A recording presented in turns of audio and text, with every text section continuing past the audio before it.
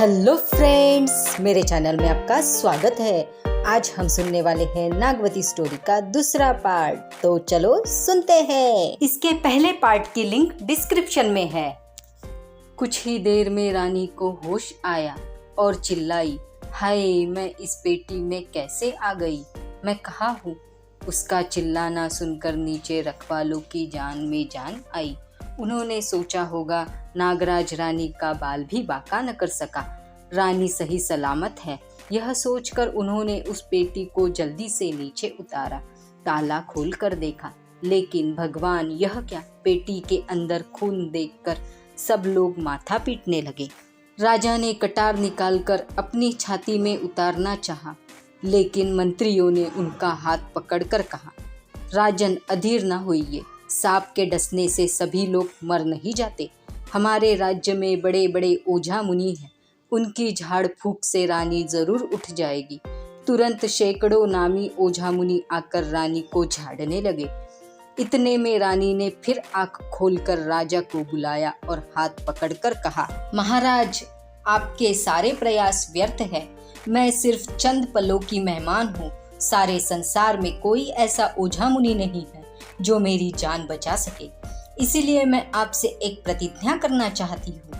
आप भी कसम खाकर प्रतिज्ञा कीजिए कि जब तक मेरी बेटियों का ब्याह कर उन्हें ससुराल विदा नहीं कर देंगे, तब तक आप दूसरा ब्याह नहीं करेंगे, क्योंकि यदि आप दूसरा ब्याह कर लेंगे तो सौत आकर मेरी लड़कियों को नाहक सताएगी और भूखा मार देगी। इन दूध मुही बच्चियों को आपके हाथों में सौंप जाती हूँ। राजा ने तुरंत कसम खाकर कहा, मैं ब्याह करूंगा ही नहीं। बेचारी रानी के भाग्य में आखिरकार संतान का मुंह देखना भी नहीं लिखा था। वह उसके पहले ही चल बसी। बरसों जिसने संतान के लिए तपस्या की, मन्नतें मांगी, व्रत उपवास किए, आखिर वह संतान से मिले बिना ही चल बसी। आखिरी दम तक वह लड़कियों का ही नाम रटती रही। यूं ही कुछ दिन बीत गए। राजा ने लड़कियों को माँ की कमी महसूस न होने दी। दरबारियों ने कई बार दूसरे ब्याह की चर्चा चलाई। मंत्रियों ने बहुत आग्रह किया, लेकिन राजा ने इनकार कर दिया। आखिर मंत्रियों ने एक उपाय सोचा।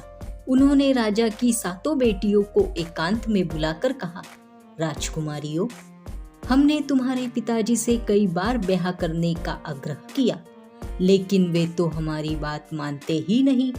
अगर तुम सातों बहनें उन पर जोर डाल दो तो शायद मान जाए। नई माँ आएगी तो तुम लोगों की भी अच्छी तरह देखभाल करेगी। अब सातों लड़कियों ने भी राजा से दूसरा ब्याह कर लेने का आग्रह किया, लेकिन राजा ने उनकी बात ही टाल दी। लाचार होकर मंत्रियों ने एक और उपाय किया। उन्होंने बहुत से कोल भिल्लों को भेजकर सारा जंगल छनवा डाला। आखिर उन्हें मोहिनी जड़ी मिली। उस जड़ी की महिमा ऐसी थी कि जो उसको खा ले तुरंत तन मन की सूध भूलकर ब्याह के लिए पागल हो उठे। मंत्रियों ने रसोइयों से कहकर राजा के भोजन में यह जड़ी मिलवा दी। उसका असर हुआ कि दूसरे ही दिन राजा ने मंत्रियों को बुलवा कर कहा, मैं ब्याह करना चाहता हूँ, तुरंत किसी सुंदर राजकुमारी को ढूंढ लाओ। मंत्री तो इसी चाह में बैठे ही थे। एक राजकन्या को देखकर निश्चय किया कि वह लड़की महाराज के लायक है। उस राजकुमारी का नाम रत्ना देवी था। चित्र देखने पर मंत्रियों ने भी उसे पसंद किया। ब्याह के लिए शुभ मुहूर्त भी तय हो गया। महाराज शुभ घड़ी में बारात सजाकर लक्षापुर गए और रत्ना देवी को ब्याह लाए, लेकिन न जाने क्यों उस मार्ग में अपशकुन ही अपशकुन हुए। लौटते वक्त बारात एक पेड़ के नीचे से गुजर रही थी। ठीक उसी समय एक डाली टूटकर बारातियों पर गिरी, पर राजा बाल बाल बच गया। राजधानी में आने के बाद राजा ने मंत्रियों और पुरोहितों को बुलाकर कहा, तुम ही लोगों ने मेरे ब्याह की बात उठाई, तुम्ही ने लड़की पसंद की, फिर ब्याह में इतनी अपशकुन क्यों हुए? क्या तुम में से कोई बता सकता है कि इसका मतलब क्या है? मंत्रियों ने कई तरह की बातें बनाकर राजा की शंका दूर करनी चाहिए, लेकिन राजा का मन निशंक नहीं हुआ। जड़ी का असर अब तक मिट गया था। अपनी कसम उसे याद आ गई, इसलिए नई रानी से उसका भरोसा उठ गया। उसने उसके लिए अलग महल बनवाया। खुद 7 लड़कियों के साथ दूसरे महल में रहने लगा। वह कभी नई रानी के महल के तरफ न जाता था और न ही उससे कोई बात करना चाहता था। एक दिन राजा को किसी काम से राज्य छोड़कर बाहर जाना पड़ा। लड़कियों को छोड़कर वह कहीं नहीं जाना चाहता था, इसलिए उसने मंत्रियों से कहा कि मैं राजकुमारियों को साथ ले जाऊंगा। यह बात जब रत्ना देवी को मालूम हुई तो उसने चुपके से अपनी सौतेली लड़कियों के पास जाकर कहा, प्यारी बेटियों, राजा तुम्हें भी अपने साथ परदेश ले जाना चाहते हैं, लेकिन तुम परदेश जाओगी तो बताओ वहाँ तुम्हें कौन नहलाएगा, कौन खिलाएगा, तुम्हारी देखभाल कौन करेगा। इसलिए अच्छा हो अगर तुम पिताजी से कह दो कि हम तुम्हारे साथ नहीं जा सकती। कहो हम लोग नई अम्मा के पास रहेंगे। राजा ने जब लड़कियों से चलने की बात उठाई तो उन्होंने इनकार कर दिया। राजा ने सोचा, जब इन्हें नई रानी से इतना प्रेम है तो हर्ज क्या, इन्हें यही छोड़ दे। उन्हें रत्ना देवी के महल में छोड़कर राजा चला गया। दूसरे दिन अमावस्या थी। रत्ना देवी ने 7 लड़कियों को अपने पास बुलाकर कहा, बेटियों, आज पूनो है। जो लड़कियां आज का व्रत करती है और दिन भर उपवास करके रात को चंद्रमा का मुंह देखने के बाद पारण करती है, उनको अच्छे वर मिलते हैं। तुम लोग भी आज उपवास करो। भोली भाली लड़कियों ने पहले तो उसकी बात मान ली, लेकिन जो दिन बढ़ता गया भूख के मारे उनका पेट ऐंठने लगा और पेट में चूहे कूदने लगे। आखिर उन्होंने अपनी सौतेली माँ से कहा, अच्छा घर मिले या ना मिले, हमारी बला से हम भूखी नहीं रह सकती, हमें खाना दो। यह सुनकर रानी ने चिढ़कर कहा, मूर्ख कहेगी, तो फिर तुम लोगों ने कहा क्यों कि हम व्रत करेंगी? क्या मैं तुम्हारे लिए हमेशा चूल्हे पर हांडी चढ़ा के रखूं? यह कहकर उसने सबको कस के 2 तमाचे मार दिए। बेचारी बच्चियों ने अब तक ऐसा सहन नहीं किया था। सब सिसक सिसक कर रोने लगी। अब उन्हें पछतावा हुआ कि वे पिता के साथ क्यों न गई।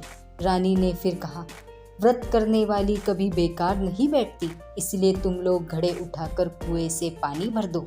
यह कहकर उसने उनको 7 फुटे घड़े दिए। राजा की लाडली लड़कियों, हाय, उन्हें अपने हाथों काम करने की नौबत आई थी। घड़े तो दूर, कभी लोटियों में भी उन्होंने पानी नहीं भरा था। फिर वे कुएं से पानी कैसे खींचती? लेकिन बेचारी करे तो क्या करे।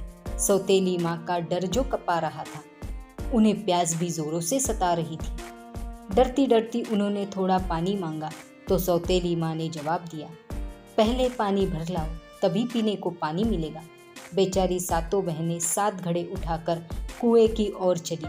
उनकी आंखों से टप टप आंसू बहने लगे। मन में माँ की याद आ रही थी। माँ के सिवा उनकी सुनता कौन? लक्ष्मी देवी को अपनी भूखी प्यासी संतान की पुकार सुननी पड़ी तो उसने कुएं के पास केले का पेड़ उगा दिया। 7 बहनों ने अब पके हुए केले देखे तो वे खुशी से उछल पड़ी। उन्होंने पेट भर केले खाए और फिर घड़ों में पानी भरकर लौट पड़ी। लेकिन फूटे हुए घड़े में पानी कैसे टिकता? घड़े उठाते ही सारा पानी बह गया। उनके कपड़े भीग गए। जब तक वे घर पहुंची तो घड़ों में बूंद भर पानी भी न रहा। ये घड़े तो फूटे हैं मासी, लड़कियों ने सौतेली माँ से कहा। बेशरम लड़कियों, तुमने तो पानी भरा ही नहीं, ऊपर से घड़े भी फोड़ लाई। यह कहकर नई रानी ने एक छड़ी उठाई और लगी उन्हें मारने। बेचारी लड़कियां तड़प कर रह गईं। रोते रोते उन्होंने कहा, मासी, हमें क्यों सताती हो? हमने तुम्हारा क्या बिगाड़ा है? खाना ना सही, क्या हमें पीने के लिए थोड़ा पानी भी नहीं दोगी? अच्छा ठहरो, अभी तुम्हारे लिए दूध ला देती हूँ। यह कहकर रानी अंदर गई। उसने 7 लोटों में दूध भरकर उसमें जहर मिला दिया और लाकर उन्हें दे दिया। बेचारी लड़कियों को क्या मालूम था, बेधड़क उसको पी गई। लेकिन पल भर में जहर ने अपना प्रभाव दिखाया। उनकी छाती धड़कने लगी, जीभ सूख गई और आंखें जलने लगी। उन्होंने कहा, अरे यह दूध तो बड़ा कड़वा है मासी, नहीं तो क्या तुम्हारे लिए अमृत रखा है? यह कहकर रत्ना देवी उन सबको एक अंधेरी कोठरी में बंद कर दिया और बाहर से ताला लगा दिया। यहाँ लक्ष्मी देवी ने जब अपनी अधमरी संतान को देखा तो उसने जहर का प्रभाव दूर कर दिया। लड़कियां मीठी नींद में सो गई। रत्ना देवी रात को निश्चिंत होकर सोई। उसने समझा सवेरे तक उसके कलेजे का कांटा दूर हो जाएगा, लेकिन जब सवेरे उठकर उसने उतावली के साथ कोठरी का दरवाजा खोला तो उसके अचरज का ठिकाना न रहा। लड़कियां तो अभी जीती थी। मासी, चांद उगा कि नहीं? उन्होंने पूछा। अभी नहीं उगा है, तुम लोग सो जाओ, उगेगा तो मैं तुमको जगा दूंगी। यह कहकर रानी ने फिर कोठरी का दरवाजा बंद कर दिया। उसे बड़ा अचरज हुआ कि ये लड़कियां कैसे बच गई।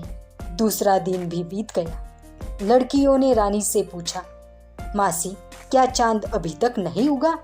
चांद उगा और डूब भी गया। रानी ने कहा, तब हमें खाना दो ना। तुम चांद देखे बिना खा लोगी तो बुढ़े वर मिलेंगे। रानी ने कहा, लेकिन हमें बड़ी भूख जो लगी है, अब हम खाना खाए बिना नहीं रह सकती मासी।